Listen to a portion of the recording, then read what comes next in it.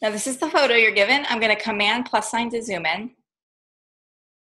So write that down, command plus sign. And by the way, for those of you on a PC, it's control plus sign to zoom in, control minus sign to zoom out. And anytime you hear me say command and you're on a PC, just switch it in your brain to control. It's the same thing, control button. Now, every time we make a change to our document, we are going to make a new layer. So write this down. Shift Command N to make a new layer. Shift Command N to make a new layer, or Shift Control N if you're on a PC. And if for whatever reason your shortcut keys are not working, you can do it the long way, which is go to the bottom of your layer panel and click on the Create a New Layer icon, which is a square with a little triangle inside of it, next to the trash can. Now, the tool that we're going to use is the Spot Healing tool, which looks like this little Band-Aid with a dotted circle behind it.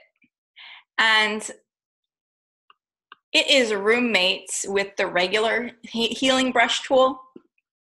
So if you are ever wondering, if you're like, I see the regular healing brush and I can't find my spot healing brush, well, just click on the regular healing brush and then the spot healing will appear. Or if you're seeing the patch tool, then what you can do is click on the patch tool and then go back to the spot healing tool, okay? Really important. Frequently asked question I get from students is they'll say, I'm using my spot healing tool, but nothing's happening. It's not working. My Photoshop is broken. Your Photoshop is not broken. It is working. You just forgot a step. And that step is go up to the top of the screen.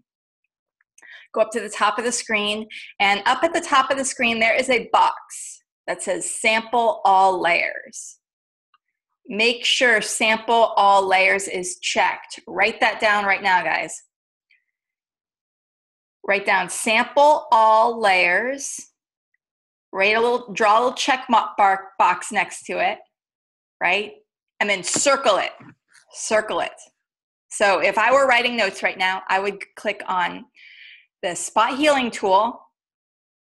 I'm a picture person, so I'd probably draw a picture of the spot healing tool on my notes, which is a little Band-Aid with a circle dotted line behind it. And then I would write top of screen, sample all layers, checkbox, and I'd circle that a million times. So you want to make sure sample all layers is checked. And you have a couple of options. You have either content aware or proximity match.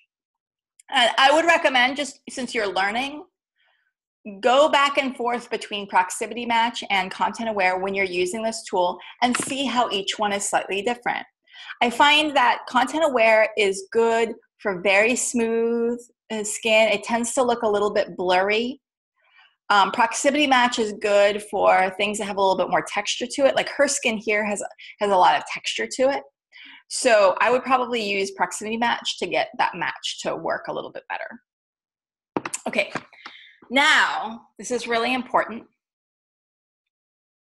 You want to make your spot healing brush the same size as the pimple that you are getting rid of. So look down at your keyboard and look for the letter P. Next to the letter P, there is a bracket. It's a square bracket. The left bracket makes your brush size smaller. The right bracket makes your brush size bigger. What you want to do is make your brush just slightly larger than the pimple that you are going to get rid of. And then scrub over that pimple and ta-da, see, it goes away. So you can now command plus sign, zoom in really, really close and scrub over these pimples. And you can see what happens. They magically go away. Now, occasionally you'll be going along and you're going to be like, I am loving everything that I'm doing. But then occasionally you'll get a little bit of weird discoloration. Like let's say I want to try and get rid of that little makeup thing that's right underneath her eyebrow. So I'm gonna scrub over it. And see how I end up making something weird happen right there? So if that happens, you hit E for erase, and then you paint over it and it erases that mistake that you did. E for erase, write that down, E for erase. Now I want to go back to my spot healing tool. So I go J on my keyboard, not Command J, not Control J, just regular J by itself. Write that down. J equals spot healing tool.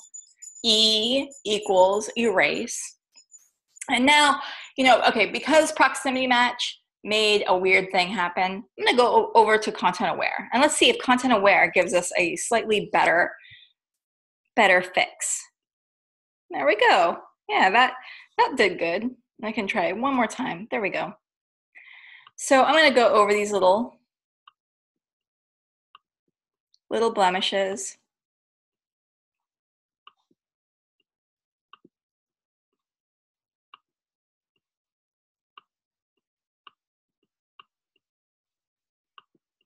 And you can even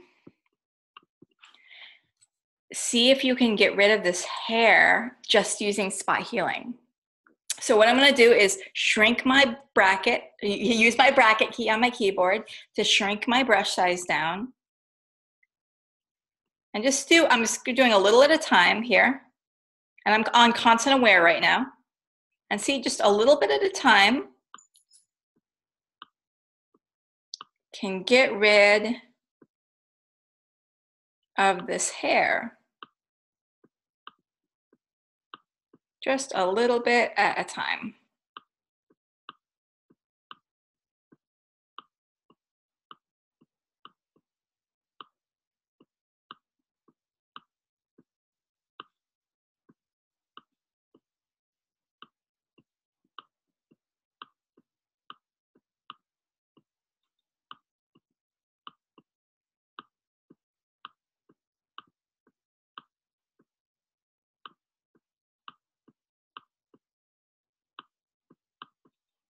Just like that. Okay, so I'm going to go around the picture, and all of those little pimples I am going to get rid of just by scrubbing over them. And I'm on content aware right now, and it seems to be working pretty well. And don't forget the pimples on her back as well. And this is probably the part of the retouching that's going to take you the most time. And I don't want to bore you guys to death by doing this for years and years. So I am going to kind of hurry through this part. But you feel free to spend 20, 30 minutes going around the picture and getting rid of all of these little pimples. And then you also want to zoom out and zoom in. And you want to see what your design looks like from far away as well as up close, okay? So I want to, and I'm going to see if I can use a little spot healing to get rid of this little crease under her eye right here. Just make it really, really small. There we go. That looks nice. And then try this one here. Just if you make your brush size really, really small, you can get rid of those fine lines. Okay, good. I'm going to command -sign. So that's what my picture looks like from far away. There's a little bit of a discoloration on the forehead there. The next step will probably get rid of it, but I just want to go over there with a slightly larger brush and kind of smoothen that out. Okay, now I'm going to use the little eyeball next to my layer 1. Eyeball on, eyeball off. So that's showing me the before and after, okay? Clicking on the eyeball next to layer 1, before, after. And you want to ask yourself, does my picture look better than it looked before? And hopefully the answer is yes. If you are seeing blurring or smudging or anything weird, use your erase button. Hit E for erase and erase those mistakes and then redo it. okay?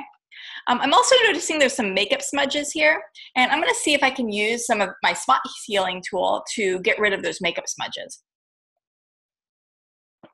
This kind of thing happens when like the makeup artist is using their finger to like put in eyeshadow and stuff, and then accidentally touches the model's face with her dirty fingers.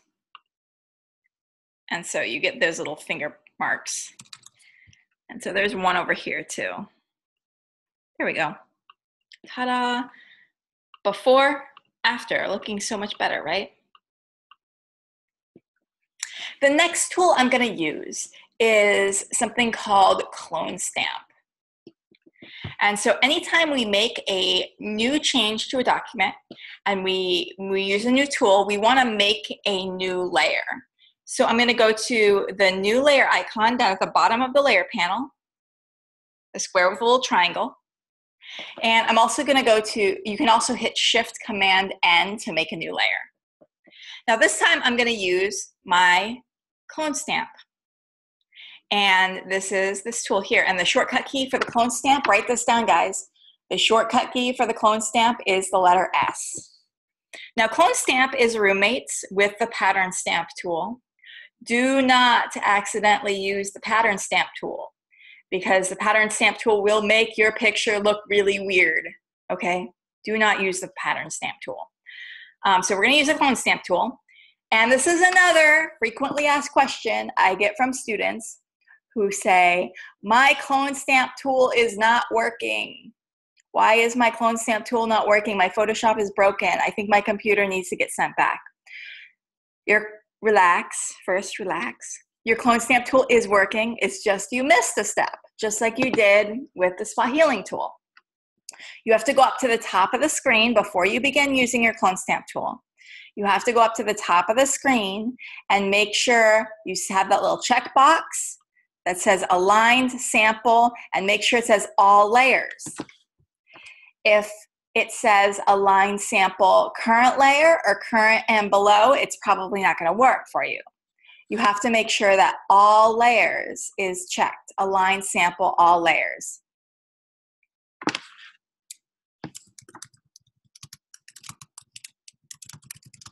Okay, so Renee had a question about Photoshop.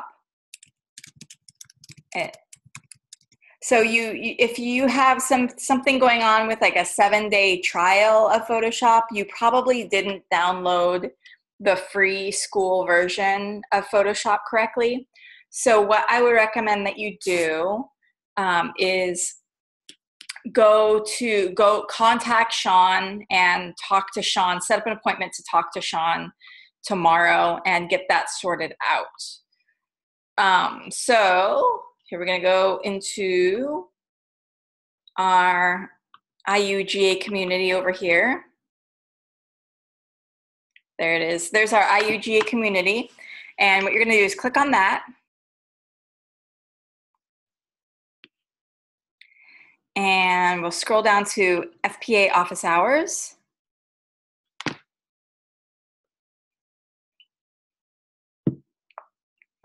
And then you're going to scroll down to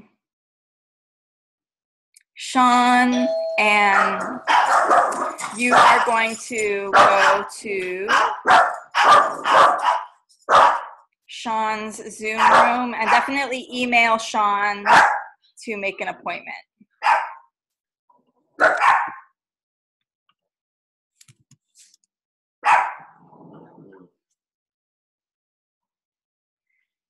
And that is Sean's email, and that is the Zoom room, and definitely work with Sean to get that situation sorted out. Alrighty, and then what you're gonna do is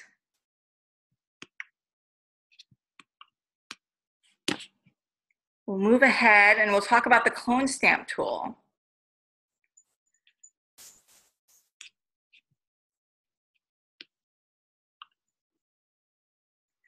So the clone stamp tool is right here. And you're gonna go to Align to Sample All Layers. And watch how this works. You're gonna hover your cursor over the part of the image that you wanna copy. And then you wanna hold down the Alt or Option button and click. Hold down the Alt or Option button and click on the part of the image that you want to copy. And I'm clicking with my trackpad. So I'm holding down the Alt or Option button with one finger, and I'm clicking on my trackpad with the other finger. And now I'm letting go of my Alt or Option button. And then I am moving my eyeball to wherever I want it to paint it. And see what I've done? I've copied part of the picture. Okay? And now you're not gonna do this for, you know, something like this, obviously, for this assignment. But you are gonna use it to copy a certain portion of the picture and then paint it over another portion of the picture. Let me show you what I mean. So I'm gonna hit delete. I'm gonna make a new layer again. And what I'm gonna do is use this tool to copy the smooth area of her skin underneath, above her cheek. And then I'm going to paste it over the kind of dark shadow bag under her eyes. But first, I'm gonna make one small change. I'm gonna go up to the top of the screen, and I'm gonna change the blending mode from normal to lighten. I'm gonna change the blending mode from normal to lighten. And I'm gonna reduce the opacity down to 20. And now watch this. I'm gonna take a sample of the smooth area of skin on her cheek here by holding down the Alt or Option button and clicking on my trackpad. And now I'm letting go of my Alt or Option button. And now I'm painting under the shadow under her eye. So now I'm gonna go again, Alt or Option, click, and paint. And now I'll do the same for the other eye, Alt or Option, click, and then paint. And I'll paint one more time.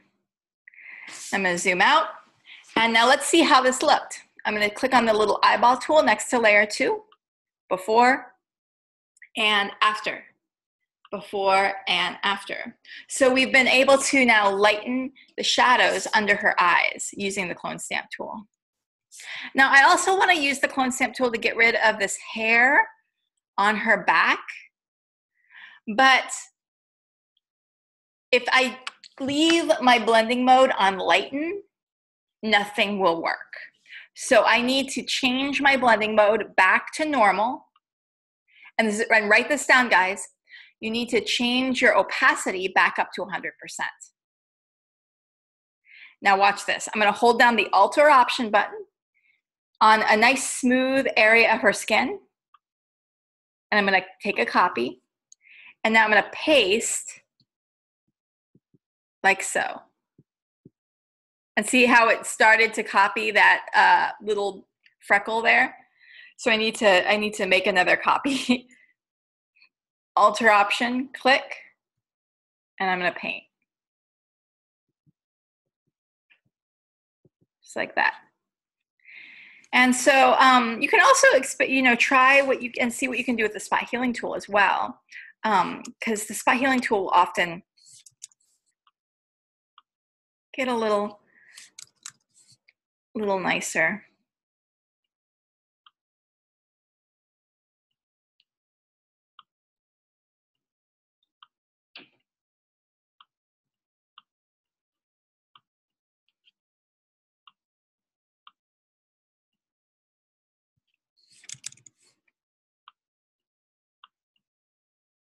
There we go. Before, after, before, after. Another thing you can do with the clone stamp tool is reshape her eyebrow here. So see how her eyebrow makes a little jaunt up here? I'm gonna use my clone stamp tool. Again, make sure your blending mode is on normal and make sure your opacity is at 100%. And then you're gonna hold down the Alter Option button on the smooth area of skin right near the area that you're gonna be covering up. Alter Option, click. And now I'm gonna paint, like so.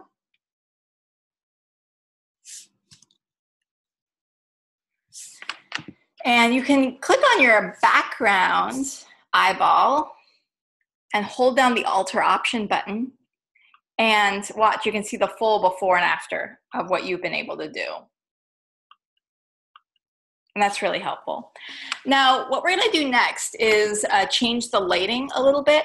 I'm gonna add lighting to make her skin glow and pop a little bit more, and also soften the shadows that are on the face. So first thing I'm gonna do is make a new layer. Shift Command N, write that down, or click the new layer icon. And then I'm gonna go to my brush tool. So write that down, new layer, and then write down brush tool. And you wanna make sure that you are working on a brush that is 0% hardness. And you wanna make your brush roughly the same size as her forehead. And so I'm gonna use my bracket key, which is located next to the letter P on my keyboard, to shrink my brush down. So it's about the same size as her forehead. And now, right now, my foreground color on my brush is red. And I need my brush to be pure white. So this is another shortcut key that you are gonna definitely want to write down. Hit the letter D on your keyboard. Not Control D, not Command D, just the letter D by itself. And what that does is it resets your foreground and background colors to pure black and white. So if I were to paint now, my foreground color would be black. And I want to paint with white. So I'm going to hit X on my keyboard, and X toggles your foreground and background colors. And so now I'm painting with white, and watch what happens.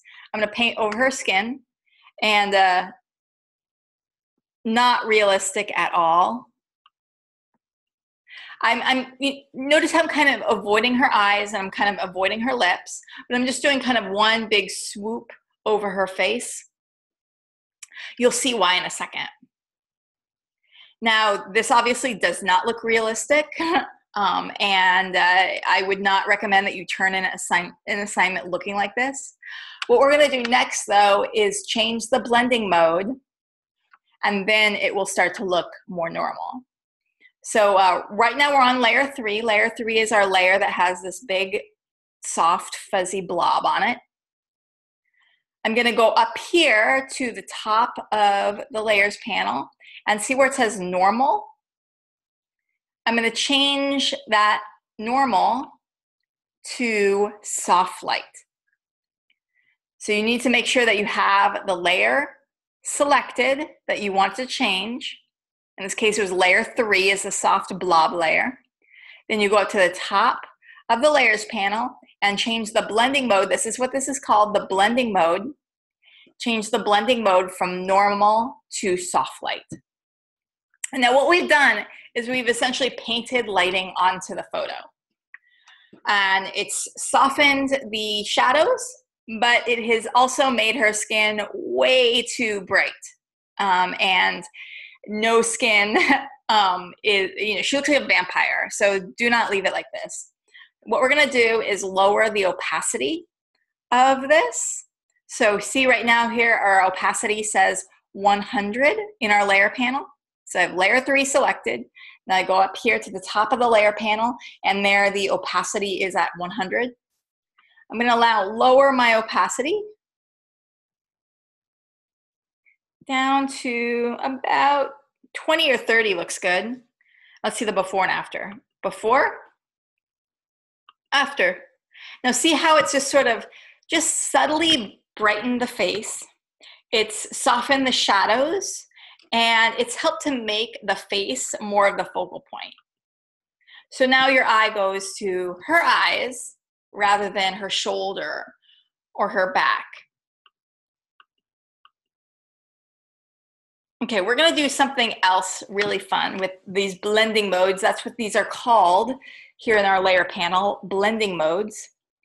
And I'm going to use these blending modes to change the color of her eyes. I want to make her eyes brighter, and I'm also going to change the color from brown to pick a color. How about purple? And we can even do this, use this to change her hair color if we want, okay? So first step, I'm going to zoom into her eyeballs and hold down the space bar to navigate around the picture. I'm going to use my brackets, left bracket, left bracket, left bracket, left bracket, to shrink down my brush. And watch this, I'm going to paint over her eyeball. Do not leave it like this. We just painted white on her eyeball. It does not look realistic. Do not leave her eyes looking like this. Okay, now what I'm going to do is change the blending mode of layer 4. Layer 4 is this layer that has the white on it. I'm going to change the blending mode from normal to overlay. And see now how her eyes have this bright, glowing look to them. Now this is a little bit too bright. It looks a little bit fake. It looks like a vampire. So I would recommend, after using overlay, to brighten up the eyes like this. Lower the opacity a little bit. So now her eyes are kind of a little bit brighter, but they're not crazy bright. Okay, and I'm gonna make another layer.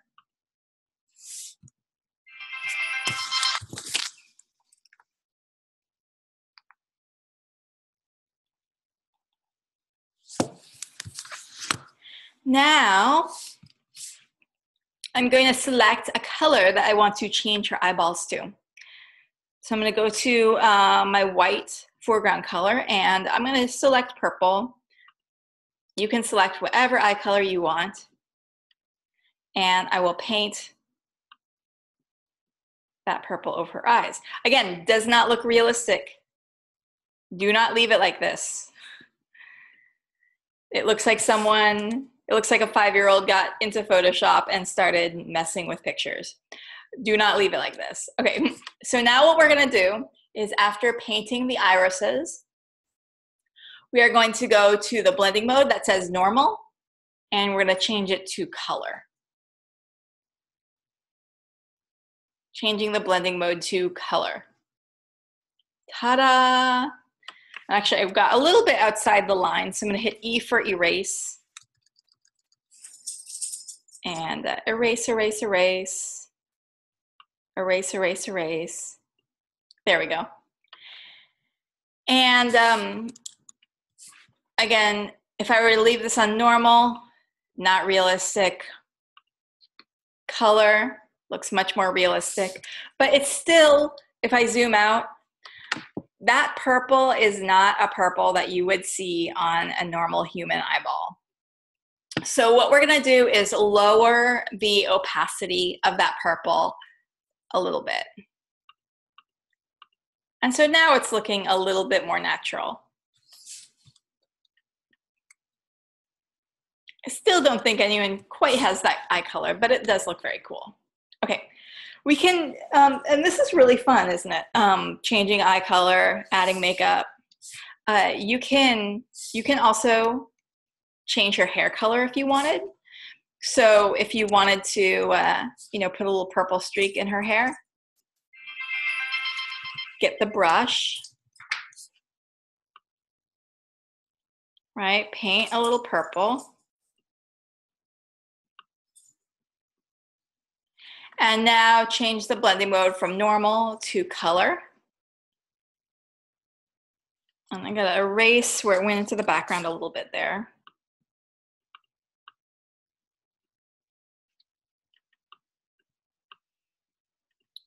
And I'm gonna lower the opacity a bit. So you can add streaks and stuff like that. Pretty cool, right?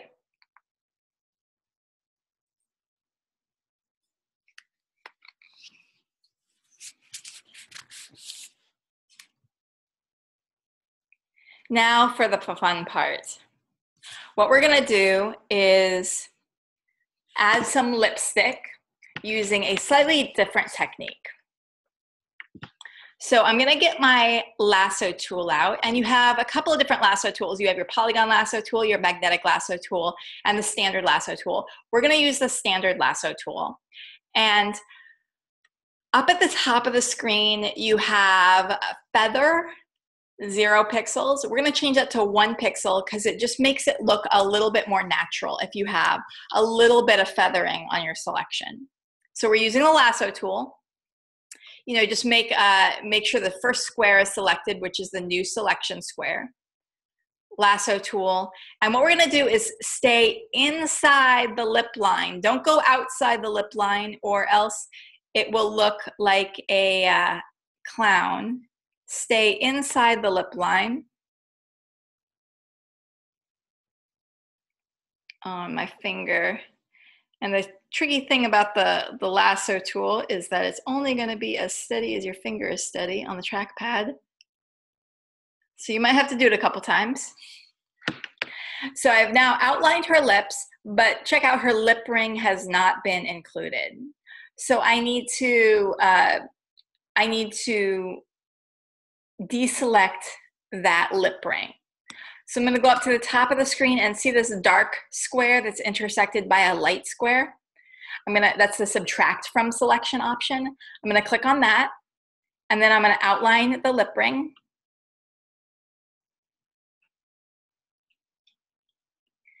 Ta-da! Now we have subtracted the lip ring from the selection. Now I'm going to go down to, you guys remember this from last week, the circle that's light on one side, dark on the other. The circle that's light on one side, dark on the other.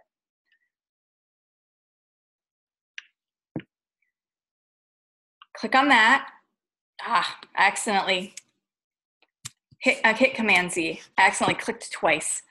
So you're gonna click on the circle that's light on one side, dark on the other. Anytime you make a mistake, just hit Command Z and it'll undo. And we're gonna go to curves.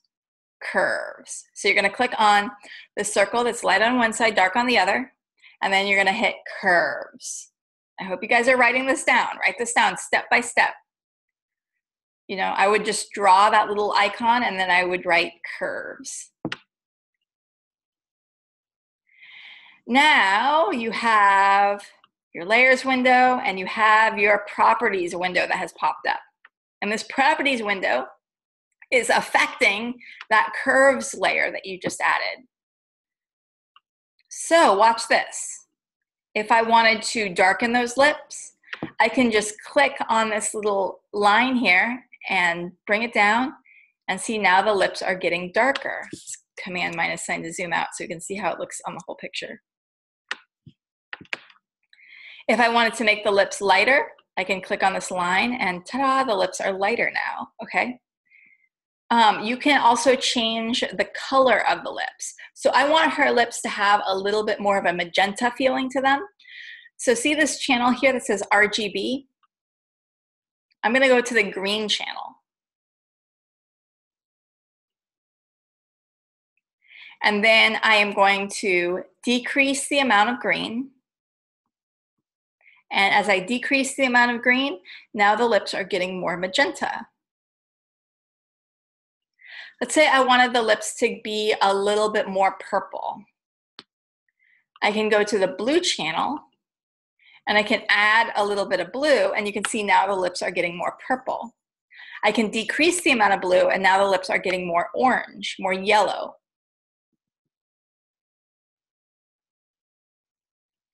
I can go to the red channel and I can increase the amount of red and make them very, very red.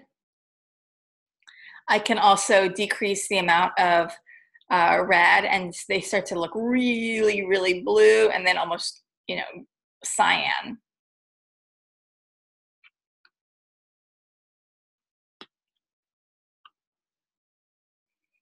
Okay, and the cool thing about adjusting those lips on a separate layer is if you decided, you know what, I like the color, but I just want to take it down a notch so it's not quite so dramatic, you can reduce the opacity like this. right? And then there's more of like a pale pink color.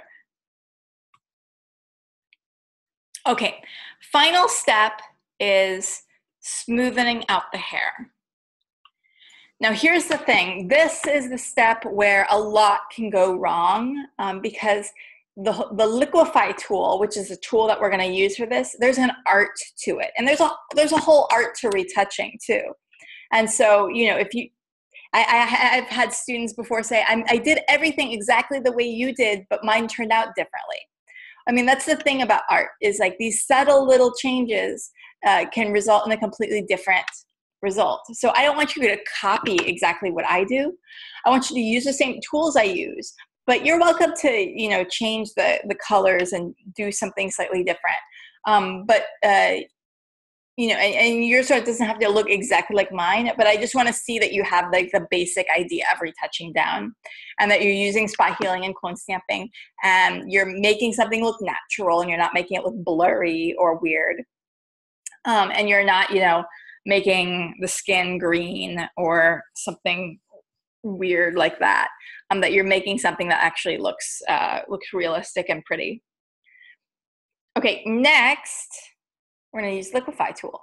So if your liquefy tool is turning out really bad, I would much rather you submit a photo that has the hair looking scraggly like this than a photo where you've tried to smoothen out the hair and it ended up looking bad, okay? So I'd rather have scraggly hair than bad hair, okay? So first step we have to do is we have to merge our layers together. And so we have to hit Shift Command Option E. Shift Command Option E to merge all of our layers together. And if you're on a PC, it's Shift Control Option E. Next, I'm going to go to Filter, Liquefy, and Command + sign to zoom in. And what I'm going to do is use this finger tool. It's called the Forward Warp tool. And I'm going to increase the size of my brush by clicking on the right bracket key that's next to the letter P, right? And I'm making my brush about that size, maybe about the size of her eye and her eyebrow, like that. Now watch this. I'm bringing my cursor halfway between the hair and the background, and I'm clicking and I'm pushing outward, just subtly. I'm clicking and I'm pushing outward, clicking and pushing outward. And what this does is it creates an optical illusion that the hair is fuller than it really is, and that will diminish the idea that her hair is scraggly and messy. It will make the hair appear smoother. So instead of like, you know, painting the hair and pushing it down, resulting in distortion that way, what we're doing is we're pushing the hair out, resulting in an optical illusion that the hair is smoother. And we don't want to do too much like that. And, you know, I can push this little bit in, and I can kind of push this down a little bit. And this we're going to push out. Push out. And we're working subtly. Because if you distort too much, it will look smeared. It will look not good. So subtle pushing out.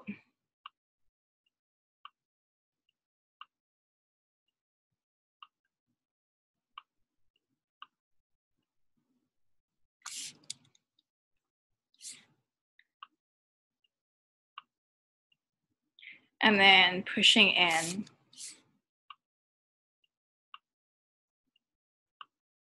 And I don't have to get rid of every little thing. I can kind of leave. I like the naturalness of a few little hairs. And I can push out here.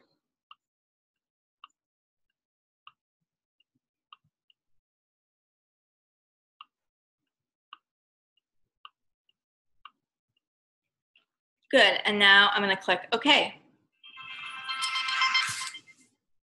And now let's see the before and after. Before, scraggly hair, after, fuller hair.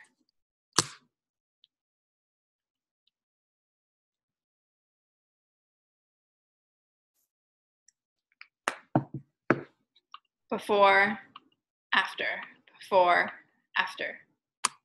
Got it? Now, for this week's assignment, you're going to be turning in JPEGs. So, of course, you're going to always save your native file format, your .psd. You are going to back up your native file format, but you're going to be turning in a JPEG. So you'll go File, Save As, and we are making a folder on our desktop for DES104.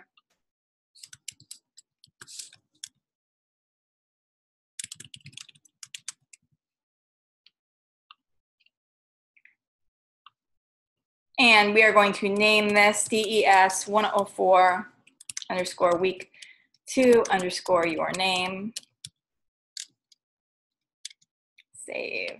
Not going to turn in that PSD. Do not turn in that PSD. Now we're going to go to File, Export, Save for Web. This is what you are going to turn in. JPEG high. And then we're going to hit Save. And we are going to save it to our schoolwork folder. And that JPEG is what you're going to be turning in. Because if you don't turn in the JPEG, you will lose 20 points. And that's a lot of points to lose.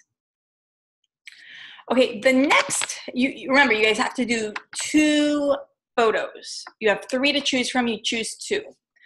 So if I were you, I would do this picture because it's fun and you get to make it pretty.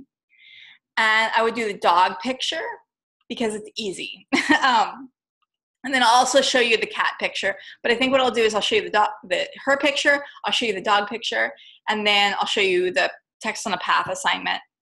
And then I'll do the cat picture at the end if you guys want to see that. Okay, so we are going to, where's my folder with the dog picture on it?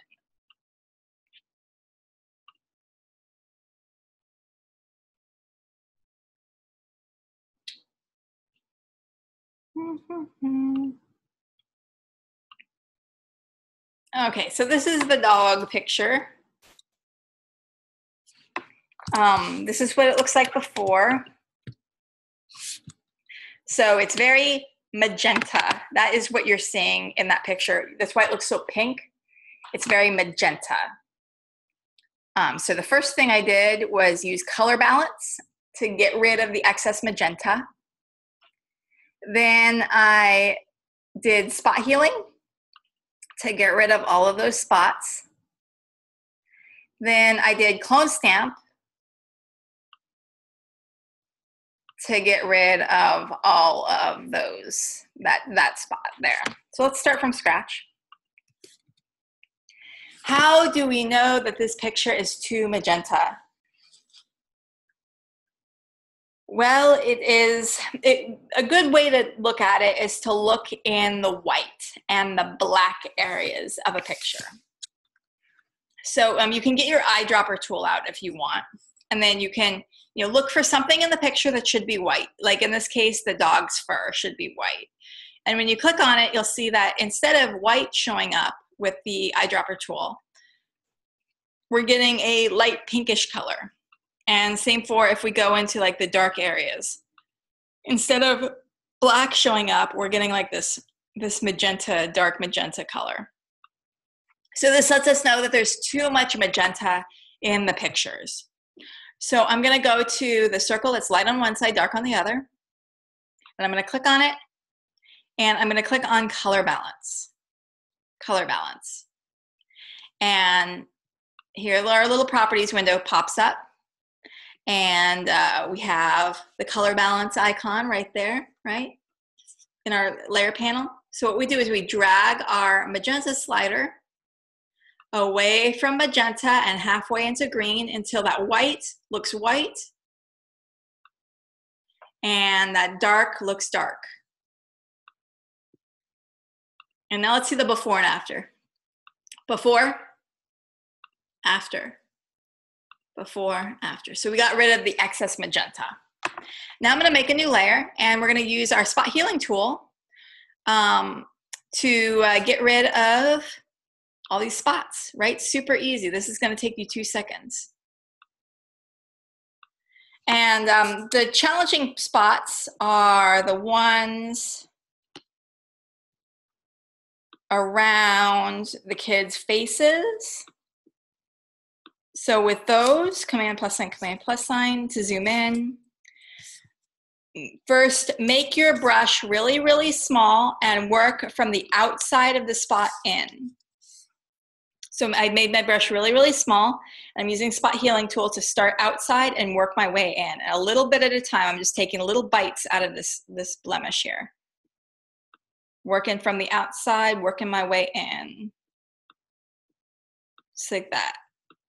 And you'll see it starts to go away. And if you make a mistake, just get out your eraser tool and erase and try again. Don't leave something looking ugly, right? I'm short on time, so I have to kind of hurry through it. But you guys have plenty of time. So you guys get to work on making it look good, right? So look all over your picture for these little weird spots. Get rid of them, right? Spots, spots, spots. Get rid of them.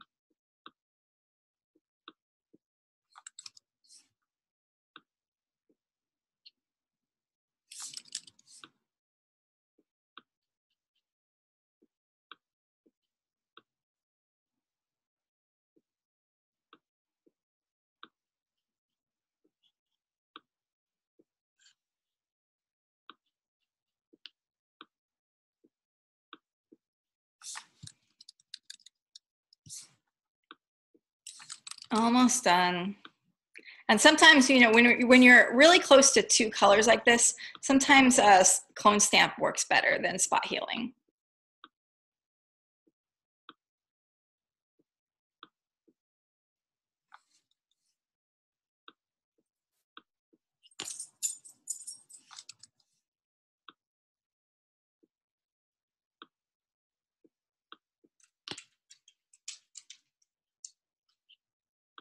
Okay, now we have this big spot that we have to cover up.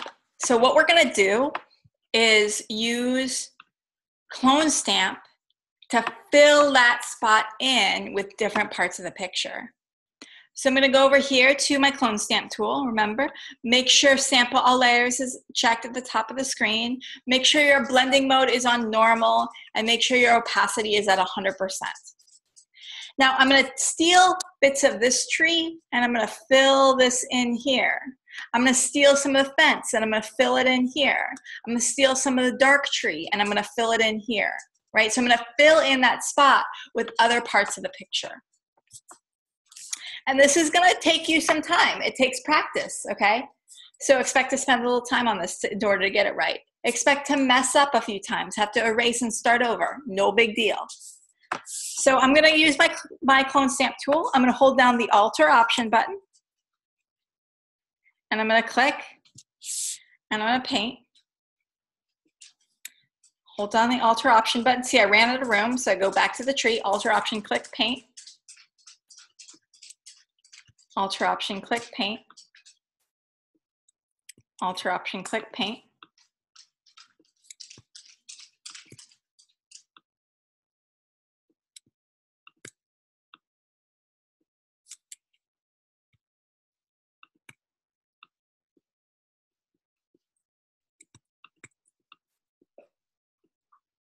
Now I'm going to steal some trees from over here. So I'm going to go to, move you over here. Alt or Option, click. Go back over here, Alt or Option, click. Alt or Option, click. Alt or Option, click. Alt or Option, click. So fill in this whole side. Steal a little over here. Put a little fence line. Put a little house back there. Don't have any weird roofs in the trees. So you can just fill in and make a whole little world back there. Ta-da! So we filled in that gap. Okay, and now what are we going to do? We're going to save the PSD file and we're going to save the JPEG. So we're going to go File, Save As.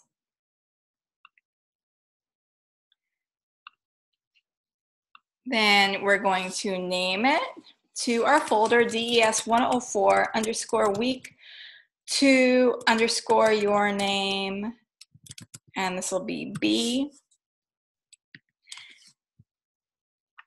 And then we're also going to save the JPEG by going to File, Export, Save for Web, JPEG, High, and then hit Save. So we spent about 30 minutes doing the week 2 assignment. Pretty easy. You'll see that the week 2 assessment will take you about 3 minutes. It's really, really easy.